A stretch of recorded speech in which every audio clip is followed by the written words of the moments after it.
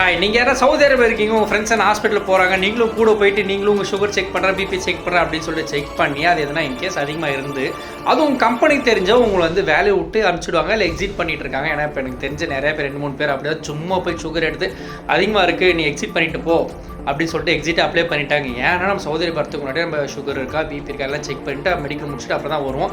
நீங்கள் வந்ததுக்கப்புறம் உங்களுக்கு சுகர் பிபி இருக்குது அப்படின்னா நீங்கள் டேப்லெட் எடுத்துகிட்டு அப்படியே மெயின்டைன் பண்ணிட்டு போகலாம். இப்போ தான் ஃபஸ்ட்டு உங்களுக்கு சுகரோ பிபியோ வருது அப்படின்னா உங்களை வந்து எக்ஸிட் வந்து அனுப்பிச்சிடுவாங்க. ஸோ தயவு செஞ்சு சும்மா இருக்கிற சங்க ஊதியை கெடுத்துடாதீங்க. உங்கள் ஃப்ரெண்ட்ஸ் எல்லாம் மெடிக்கல் போகிறாங்கன்னா நீங்களும் சும்மா கூட போயிட்டு வந்துடுங்க.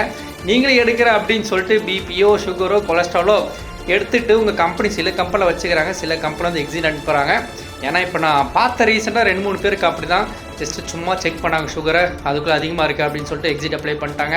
இன்னொரு பிரதருக்கு அப்படி தான் பிபி வந்து ரொம்ப அதிகமாக இருந்தது, அதனால் அவங்களே வந்து எக்ஸிட் அப்ளை பண்ணிட்டாங்க.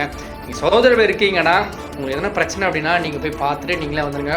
உங்கள் ஃப்ரெண்ட்ஸை கூப்பிட்டு போயிட்டு உங்கள் ஃப்ரெண்ட்ஸை உங்களை மாட்டி விட்ருவாங்க. ஸோ பார்த்து கேர்ஃபுல்லாக வந்துருங்க. சகோதர பேருக்கு உங்கள் ஃப்ரெண்ட்ஸையும் ரெடியாக ஷேர் பண்ணி நம்ம ஸ்பீட் பார்க்கலாம். பாய்.